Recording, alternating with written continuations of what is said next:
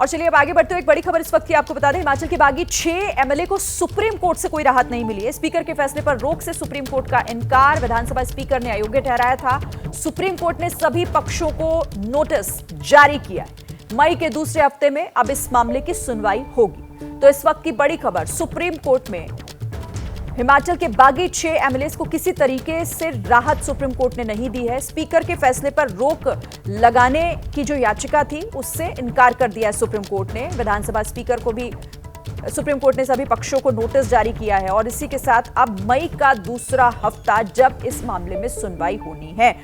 Court के भीतर क्या कुछ हुआ, डिटेल से समझने के लिए सीधे रुख करते हैं हमारे संवाददाता निपुण सहगल हमारे साथ जुड़ गए। निपुण, बताएं विस्तार से क्या हुआ कोर्ट में आज।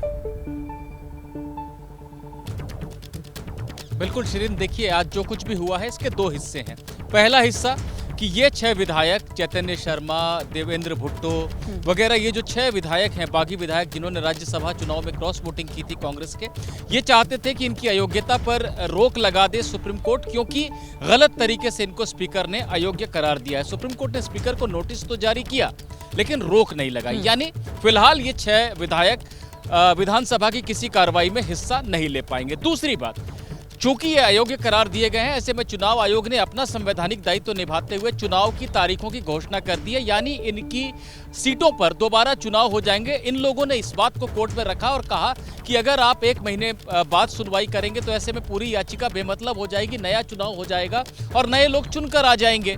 सुप्रीम कोर्ट ने चुनाव पर रोक तो नहीं लगाई, लेकिन कहा कि जब हम सुनवाई कर रहे हैं ऐसे में चुनाव आयोग खुद इसे समझ सकता है।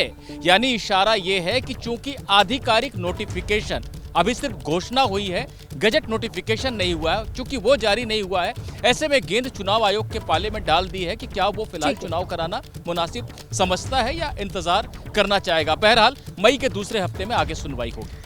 ठीक है, बहुत शुक्रिया आपका निपुण। फिलहाल इस पूरे मामले की जानकारी देने के लिए आप इस पर नजर बनाकर रखिएगा।